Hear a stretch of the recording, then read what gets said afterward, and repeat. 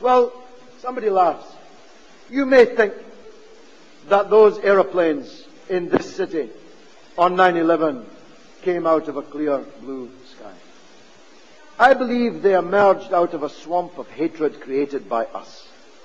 I believe But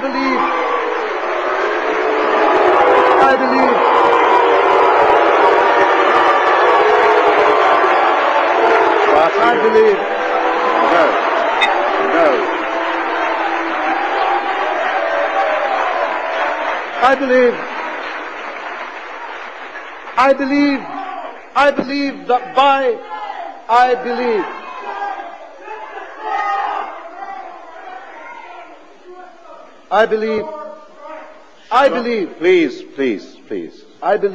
I don't have any enemies in Afghanistan. I didn't declare war on anybody in Afghanistan. The Taliban are not an enemy. No, they're not an enemy to me. It's quite interesting listening to the self-proclaimed Democrat over here in the form of George Galloway and thinking of some of the company he keeps. I certainly feel that what we're trying to do in Afghanistan, of course, is to nurture this democracy against the unlawful and terrorist activities of, whatever George may think of them, the Taliban. Now, I think that's an honourable mission to be engaged in. I think it's a dangerous mission and a difficult one. What you said about the strength, the courage and indefatigability was, of course, about Saddam Hussein in your famous filmed bit with him in Iraq. The Prime Minister said today there can be no defence against the abuse of democratic rights in any country, talking about Castro. Do you think he was right? Viva Fidel. You're a Democrat. Does that pose any problems in terms of how you viewed Fidel Castro? Well, if people believe the package they've just heard, which could have come from Fox News, you would think that Fidel Castro was some kind of tyrant. Like your friend Fidel Castro. He's not a dictator. He's not a dictator? Don't compare Fidel Castro. Why isn't he a dictator? Don't compare Fidel Castro to the... He runs what Human Rights Watch calls an undemocratic government that represses nearly all forms of political dissent. I'll debate Cuba with you any time you like, but I doubt if I've got enough time to do so now. But I'll make this point. I'm flying... You think he's a Democrat, I'm flying this evening to Caracas, Venezuela. What's that got to do with this? Everything. To speak at a rally at the weekend with the great Hugo Chavez. We'll put aside the abuse. I'm asking you a simple question about how you see the future of Cuba. Do you think there will be some transition? Socialism will survive. I know that makes you sad, but it will survive. I don't think that dictator does it. You know, when Hitler was at the Channel ports, we had a national government. We suspended normal politics. We cast aside... Sorry, who's Hitler in this comparison? Well, George Bush. He's the George president. Bush is Hitler, is he? Yeah, don't make me laugh, Mr. Galloway. You have a record as long as my arm of justifying autocracy across the world, and you admire Castro because of the way he rules. I take pretty much the equal and opposite view to George on this one, and my heroes of the 20th century in terms of politics are people like John F. Kennedy and Bobby Kennedy, and I've got a lot of respect for the United States of America. And you've got to remember Fidel Castro was a dictator who ruled for a very long period of time, who has passed power on to his brother. That's not the sort of country that I want to live in. Fidel Castro was in charge with, I think, probably the most serious incident of the 20th century that could have been catastrophic to the future of this planet, namely the Cuban Missile Crisis. Whose fault was and that? That was, in my view, the fault of the Russians and the Cubans, not the Western world. All the papers seem to imply that you get executed in Iran for being gay. That's not true. His boyfriend was hung, though, wasn't he? Not for being gay, for committing sex crimes. In Iran, they are persecuted, and those two boys were hung for being gay. I don't know what you're talking about. You've got to take them at their word. If they say, the leader of Iran says he wants to wipe Israel off the face of the earth. He didn't say that, and you know very well he didn't say that.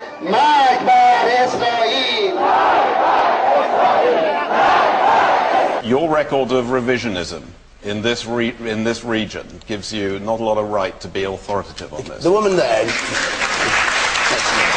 From the man who congratulated Saddam Hussein on his courage and indefatigability. To greet Saddam Hussein in 1994 in Iraq and to salute him for his courage and his indefatigability. You're lying again.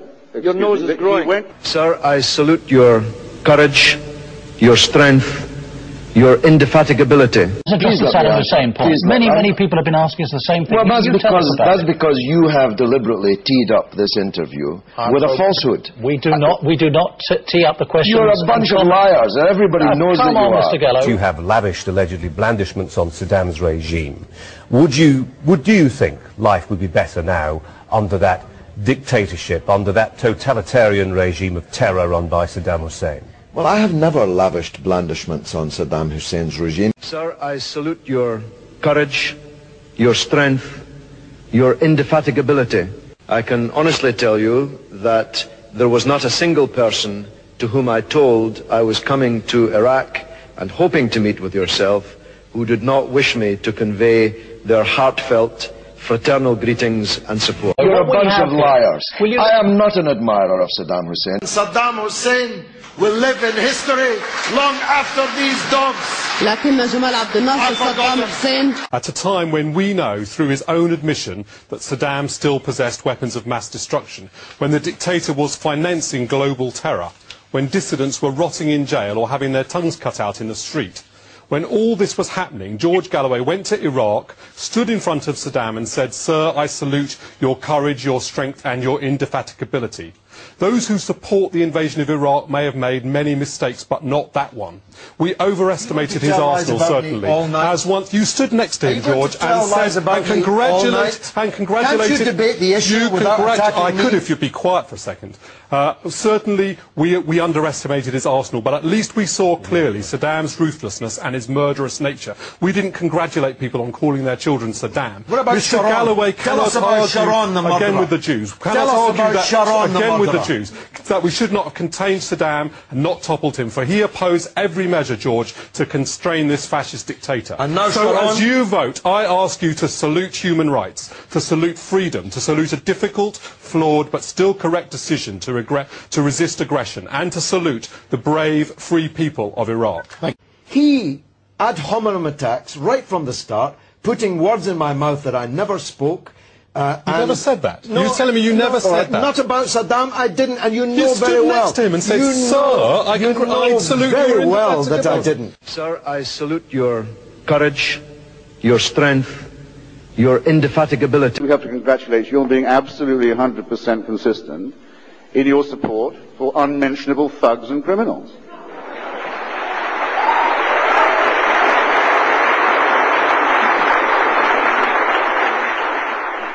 Mr. Zarqawi, their leader, of course, the bin Ladenist leader, was in Iraq before, and was well known to have been in Iraq under the rule of Saddam Hussein. And I can tell you that no one gets in and out of Iraq at that level without the President knowing. And it's also true that a group affiliated with him, the Ansar al-Islam, a fundamentalist group, thought that its main job was to kill the Kurdish leadership in northern Iraq, the elected leadership, which is a strange target, I think, for a holy war. And it's also true that some of them came to Iraq after we threw them out of Afghanistan. Well, that's easy then. Leave them in control of Afghanistan. Don't mess around with these people. Don't make them angry. Don't make them mean. It's your fault. Now, this is masochism, but it's being offered to you by sadists. And I should thank him, by the way, for eliciting, or allowing me to elicit, or you, perhaps, ladies and gentlemen, to elicit from him what I feared, but didn't hope, but in other words, a full declaration of support for the campaign of sabotage and murder and beheading. Are there any depths to which you will not sink? Shot down senior clerics outside their places of worship, and continues as a campaign of mayhem to this day. Are there no depths to which you will not sink? Mr. Galloway may have enough in his memory as a socialist, the name that he's begun to disgrace so gravely, so horribly. I told you I'm not here to support his democracy. I spit upon his democracy. This is not my democracy. The fact of the matter is, in spite of the fraud and the irregularities and intimidation, 12 million people, not 8 million by the way, 12 million people voted. And thousands of Iraqis voted outside Iraq. This was not an ideal vote, it was not a perfect vote, but the fact of the matter is, with all its imperfections, you can say that it represents, to some extent, the desires of the Iraqi people. And we should not ignore that. Are there no depths to which you will not sink? Demolish the offices of the United Nations.